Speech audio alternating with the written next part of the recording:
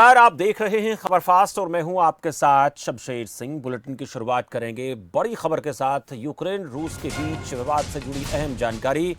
बुलंदशहर के 2 छात्र यूक्रेन में फंसे हैं। मेडिकल की पढ़ाई करने गए थे अनुराग और शान। यूक्रेन के बिगड़े हालातों के बाद बड़ी दोनों छात्रों के परिजनों की परेशानी। बड़ी जानकारी आपको दें, अनुराग सैनी सिकंदराबाद और शान अली हैं बुलंदशहर के रहने वाले। मेडिकल की पढ़ाई करने अनुराग और शान जो है यूक्रेन गए थे और इस वक्त जो यूक्रेन में हालात बिगड़े हैं उसके चलते दोनों छात्रों की परेशानी के साथ साथ परिवार की भी दिक्कतें बढ़ गई हैं। 2 छात्र बुलंदशहर के जो इस वक्त यूक्रेन में फंसे हैं। मेडिकल की पढ़ाई करने के लिए अनुराग और शान यूक्रेन गए। बिगड़े हालात के बाद दोनों छात्रों के परिजनों की समस्याएं बढ़ गई हैं, परेशानी बढ़ गई है, तनाव बना हुआ है। अनुराग सैनी सिकंदराबाद के हैं तो शान अली बुलंदशहर के रहने वाले हैं। मेडिकल की पढ़ाई करने गए थे अनुराग और शान। ये बड़ी जानकारी आपको दें, ऐसे हजारों छात्र हिंदुस्तान के यूक्रेन में फंसे हैं जिनको भारत लाने के लिए लगातार परिजन अपील कर रहे हैं।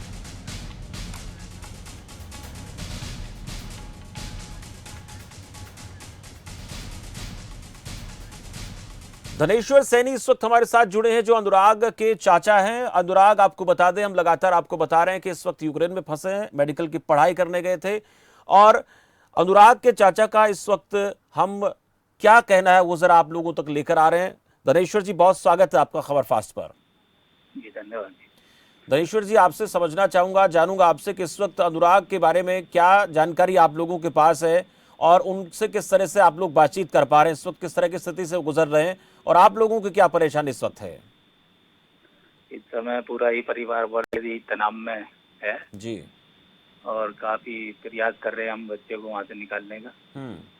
कल 25 फरवरी में उनका फ्लाइट भी था जी। तो आज जो घटनाक्रम हुआ वहाँ विस्फोट वगैरह हुए एयरपोर्ट के आसपास, तो उसकी वजह से वो फ्लाइट भी कैंसिल हो चुकी है। तो अब घबराहट यही है कि बच्चा किस तरीके से यहाँ आए। आपकी बातचीत हुई है उनसे अभी फिलहाल, हाल फिलहाल में कब बात हुई है अनुराग से आपकी, धनेश्वर जी? जैसे आधे घंटे पहले ही बात हुई है। क्या बातचीत हुई आपकी उनसे? तो बच्चे का कहना यह है कि यहाँ अभी एयरपोर्ट के आसपास विस्फोट हुए थे, इसकी वजह से फ्लाइट कैंसिल कर दी गई है। अब अभी संभावना कम ही है कि कल उनकी फ्लाइट उड़ पाए वहाँ से। और अंत कहा गया कि अपने अपने हॉस्टल में बने रहें और बाहर न निकलें। धनेश्वर जी, यहाँ की सरकारों की तरफ से किए गए कामकाज से आप कितने संतुष्ट हैं या फिर अभी और बेहतरी से इसमें काम करने की जरूरत है? हिंदुस्तान की सरकार को लेकर क्या कहना है आपका? हमारी तो सरकार से यही रिक्वेस्ट है कि युद्ध स्तर पर अपना वहाँ फ्लाइट भेजें अपने और युद्ध स्तर पर इस कार्य को करें ताकि सभी बच्चे सेफ आ सकें।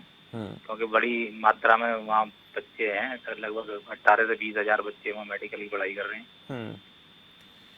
अनुराग के बारे में जो जानकारी आपके पास है, कब वो पढ़ाई करने वहाँ गए थे और उनकी जो पढ़ाई का टाइम है वो कितना है, और फिलहाल जो आने जाने के किराए को लेकर भी कई बार बातें उठी हैं, उसको लेकर क्या मानना है आपका?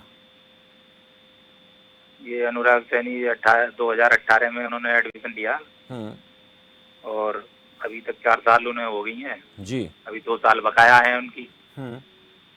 पढ़ाई की भी चिंता है कैसे पूरी होगी जी। और उससे पहले तो जान की चिंता और टिकट तो 2 गुना 3 गुना एयरलाइंस के हो ही गए हैं जी, जिससे परिवार के। अनुराग से जब आपकी बात होती है वो कितने सहमे हुए हैं, तनाव में हैं या फिर कॉन्फिडेंट है कि सब कुछ ठीक हो जाएगा? इसको लेकर क्या उनका रिएक्शन सामने आता है जब आप लोग बात करते हैं, और बात कैसे होती है? फ़ोन कॉल के ज़रिए, वीडियो कॉल के ज़रिए कैसे आप लोग बात करते हैं, और परिवार के बाकी लोग क्या कह रहे हैं अनुराग के बारे में? अनुराग का कहना है कि जिस तरह से वो दिशा निर्देश दे रही है वहाँ की गवर्नमेंट, उसी तरीके से हम काम कर रहे हैं और हमें मोदी सरकार पर भरोसा है कि हमें यहाँ से निकाल लेंगे जल्द से जल्द। आपके परिवार के लोग क्या कह रहे हैं? अनुराग से जब बात होती है तो किस तरह की मानसिकता से इस वक्त परिवार गुजर रहा है? माता पिता, परिवार के और भाई बहन क्या कहते हैं? मम्मी का, बहनों का बुरा हाल है, रो रो के भगवान से प्रार्थना कर रही हैं सब कुछ सही हो जाए और बच्चा घर लौटा है।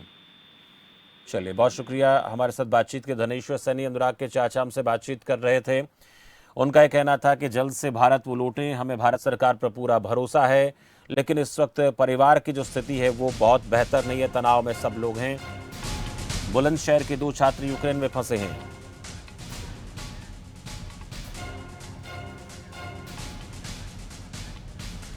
चलिए, इस बीच हमारे साथ एक छात्र अनिल कुमार हैं जो हरियाणा के हैं और यूक्रेन से लौटे हैं। उनसे जरा जानते हैं कि वहां की क्या स्थिति है और इस वक्त उनकी सरकार से क्या अपील होगी। अनिल, बहुत स्वागत है आपका खबर फास्ट पर। Yes sir. अनिल, मैं जानूंगा आपसे कि आप कब भारत वापस लौटे हैं और वहां के हालात को लेकर आपके पास किस तरीके की जानकारी आपके पास आ रही है, और बाकी छात्र आपके साथी वहां हैं वो क्या बात आपसे कर रहे हैं, क्या क्या क्या किन किन चीजों पर आपकी डिस्कशन उनके साथ हो पा रही है? मैं सर कुछ दिन पहले यूक्रेन से वापस आया हूँ। जैसे मेरे को पता लगा कि यहाँ पे वार वगैरह होने वाला है, तो मेरी फैमिली ने यही डिसाइड किया कि मेरे को इंडिया ही बुलाना बेटर रहेगा। तो मैं तो यूक्रेन से इंडिया वापस आ गया। कुछ हमारे जैसे भाई भी है वहाँ पर, वो भी साथी है हमारे, जो वहीं पे भी फंसे हुए हैं। जी, जो बाकी लोग फंसे हुए हैं वहां के हालात को लेकर थोड़ा सा विस्तार से बताएंगे। दर्शक जो इस वक्त आपको सुन रहे हैं, देख पा रहे हैं, उन्हें जरा पता लगे कि यूक्रेन के ताजा हालात कैसे हैं, उसको लेकर क्या जानकारी है आपके पास? वहाँ पे सर अभी बहुत ही बुरा हाल हो चुका है, और ना कुछ खाने को ज्यादातर मिल रहा है। बैंकों में है, वहाँ पे लाइनें वगैरह लगी हुई हैं, और जो अपना खाने का सामान है, जो रेट ही बहुत ही ज्यादा कर दिया गया है उसका, जैसे हाई रेट कर दिया गया है। और वहाँ पे अभी सभी स्टूडेंटों को बोल दिया गया है कि अपनी जगह से खाली कर दिया जाए और एक जगह पे एकजुट हो जाए सभी जो स्टूडेंट है वहाँ पर। जी, जो आपके और बाकी साथी हैं उनसे आपकी बात हुई होगी, आजकल में बातचीत होती है, बात हो पाती है या नहीं हो पाती है? हाँ जी, आज हुई थी मेरी बात। तो उन्होंने मेरे को बताया कि यहाँ पे एम्बेसी ने बोल दिया है कि सभी अपने हॉस्टल वगैरह खाली कर दें। और अभी मैंने बात भी की थी वीडियो कॉलिंग पे, तो वो पैकिंग वगैरह में लगे हुए थे। अब देखते हैं वहाँ कहाँ जाते हैं। कुछ वहाँ की गवर्नमेंट कुछ फैसिलिटी प्रोवाइड कराती है, नहीं कराती है। आपके कितने साथी अनिल, जरा ये बताएं, आपके कितने दोस्त हैं? 10, 5, 12, 15 कितने दोस्त वहाँ हैं? और आपकी जो मेरे नोन के हैं, जो मेरे नोन के हैं, जो मेरी फ्लाइट में मेरे साथ गए थे, हमारी फ्लाइट में सिटी एयरपोर्ट पे मिले थे, कम से कम हम 15 से 20 छात्र हैं जो वहाँ पे थे। और फिर हाँ जी, पेवा से भी है कोई बंदे, जलंधर से भी है, बहुत अलग अलग जगह पे है, बैंगलोर से भी है। वहाँ की जो यूक्रेन की जो स्थिति है युद्ध को लेकर, वहाँ के आम नागरिक हैं वो क्या कहते हैं? अक्सर ये बात सामने आ रही है कि रूस का ये कहना है कि हमारे अधिकार क्षेत्र में बाकी लोग हस्तक्षेप ना करें, लेकिन जो यूक्रेनियन हैं, वहाँ के स्थानीय लोग हैं, वो क्या कहते हैं रूस के हमले को लेकर? उनकी तरफ से क्या रिएक्शन सामने आता है? वहाँ के जो रहने वाले हैं वो तो बोलते हैं कि ये अच्छा नहीं हो रहा है, क्योंकि उसमें तो इनकी कोई मतलब ही नहीं है। वो तो वहाँ अच्छे से रहते हैं, और जैसे इंडिया वाले जाते हैं वहाँ पर, उनके लिए भी वो अच्छी तरह से सोचते हैं कि वो अपने जैसा सोचते हैं। हमारे को भी ये नहीं सोचते भाई इंडिया से आए हैं, बाहर से आए हैं, सेम हमारे जैसा। बोलते हैं कि इसमें हमारी तो कोई रिस्पॉन्सिबिलिटी नहीं है, रशिया की तरफ से जो वार हुआ है। अब दुखी तो पब्लिक को होना पड़ रहा है। जी, आपने जैसे कहा वहाँ पे रहने सहने को लेकर दिक्कत आ रही है, खाने पीने की चीजें महंगी हो गई है, बैंकों में लाइन लगी हुई है, तो जो वहाँ की सिचुएशन है वो ये बनी कब, कितने दिनों से ऐसा हालात बने हुए, या फिर ये अभी कुछ रोज पहले की स्थिति है? ये अभी कुछ रोज पहले की स्थिति है। जैसे कि पता लगा 2 जगहों पे रशिया ने कब्जा कर लिया है, और अपना कल रात को जो रशिया की आर्मी है वो यूक्रेन की सेंटर लगता है, जो वहां पर भी पहुंचने वाली है। इसके बाद ही ज्यादातर वहां पे भगदड़ मची है। वैसे कल इतना कुछ वहां पे सख्ताई वगैरह नहीं थी, लेकिन तो, जी, उनको एम्बेसी ने भी आज ही नोटिस किया है कि अपने जो हॉस्टल वगैरह को छोड़ दे और यहाँ से अपने इकट्ठे हो जाएं। सबसे ज्यादा दिक्कत तो जो इंडियन सिटीजन है उनको आ रही है। जो अपना छात्र संख्या को लेकर बात आपसे करूंगा अनिल। जो वहाँ के पढ़ाई करने गए हुए छात्र हैं हिंदुस्तान से, उनकी तादाद 18 से 20 हजार बताई जा रही है। बाकी जो देश हैं उनके मुकाबले में हिंदुस्तानी छात्रों की तादाद कितनी है, और भारत सरकार की कितनी जिम्मेदारी यहाँ पर बढ़ गई है? सर इसमें जो 15 से 20 हजार बताए जा रहे हैं, 15 से 20 हजार तो सर जो की सेंटर लगता है, जो की सिटी है, उसके अंदर ही इतने स्टूडेंट हैं। और जो अलग अलग अपने देश हैं, सॉरी अपनी अलग अलग सिटी है, जो लिसोवा हो गई, अपना बोरिविस्का हो गई, अलग अलग लीव हो गया, और इसमें अलग टोटल हम देखें तो 40 से 50 हजार जनसंख्या में स्टूडेंट वहां पर फंसे हुए हैं अभी भी। जी, इतनी तादाद हिंदुस्तान के छात्रों की है? हाँ जी। बाकी और देशों के लोग भी वहां पर पढ़ने आ रहे हैं, और भी छात्र पढ़ने वहां पर आते हैं। आमतौर पर वहाँ का जो स्टडी सिस्टम है वो कैसा है? जरा, आप तो बड़ा वहाँ से अच्छे तरीके से अध्ययन करके आए भी हैं, बीच में आपको छोड़कर आना पड़ा, इसका भी दुख आपको होगा, तकलीफ आपको होगी। क्या कुछ वहाँ की पढ़ाई लिखाई को लेकर आप जानकारी देंगे जिसके चलते छात्र वहाँ पर खींचे चले जाते हैं और इस वक्त संकट में फंस गए हैं? सर फैसिलिटी देखी जाए कि इंडिया से ज्यादा बेटर बाहर ही पढ़ना है, क्योंकि वहाँ पे पढ़ाई में फैसिलिटी दी जाती है और फीस भी कम लगती है। यहाँ पे इंडिया में बहुत ज्यादा फीस लगती है और वहाँ पे स्टूडेंट इसीलिए जाते हैं कि वहाँ पे फीस भी कम है, स्टडी भी अच्छी है, तो इसीलिए स्टूडेंट बाहर जाते हैं पढ़ाई करने के लिए। जब आप नहीं लौटे थे तब आपके परिवार वालों से बातचीत होती होगी? जैसे अभी मैं एक दर्शक, हमारे साथ एक जो चाचा हैं उनके लड़के के, वो हमारे साथ धनेश्वर जी जुड़े थे, उनका कहना था कि परिवार जो है वो तनाव में है, टेंशन में है। जब आप नहीं लौटे थे तब परिवार के लोगों से आपकी बात होती थी, तो किस तरह की उस समय सिचुएशन बन चुकी थी? सर हमारी घर पे बात होती थी तो मेरी मदर तो रात भर सोती ही नहीं थी। जब तक मैं घर नहीं आया तो उनको टेंशन ही रहती थी। घर वालों को तो टेंशन रहती है जब तक हम घर नहीं आएंगे ऐसे टाइम में। तो बहुत ही ज्यादा मुसीबत का सामना करना पड़ रहा था वहाँ पर। अभी जो स्थिति है वो नाजुक बनी हुई है, लेकिन आपके दोस्त वहाँ पर फंसे हुए हैं, हिंदुस्तान के बहुत से छात्र वहाँ पर फंसे हुए हैं। और उस सिचुएशन में जब उनसे बात होती है परिवार के लोगों की, तो वाकई में हालात तो बहुत चिंताजनक है, लेकिन उनकी जो मानसिकता है वो बहुत ज़्यादा कहीं ना कहीं एक ऐसे दौर से गुजर रहे हैं जिसको लेकर हर कोई पीड़ित हो जाता है। तो ऐसे छात्रों के परिजनों से आपकी बात हो पा रही है जो वहाँ पर फंसे हुए हैं? हाँ जी, हाँ जी, मेरी बात हुई अभी 10-15 मिनट पहले ही बात हुई है उनसे मेरी। तो उन्होंने बताया कि जो अपना रहने वाले हॉस्टल वगैरह है, अपार्टमेंट वाला है, तो उन्होंने बोल दिया कि आप यहाँ से खाली करके जा सकते हो। अब वो वहाँ पे कहाँ जाएंगे, किसके पास जाएंगे, क्योंकि उनके पास तो खाली टीआरसी है। वहाँ पे पीआर जो है वो तो अदर कंट्री क्विट कर सकता है, पर टीआरसी वाले तो अदर कंट्री नहीं जा सकते ना, बॉर्डर अभी बंद है।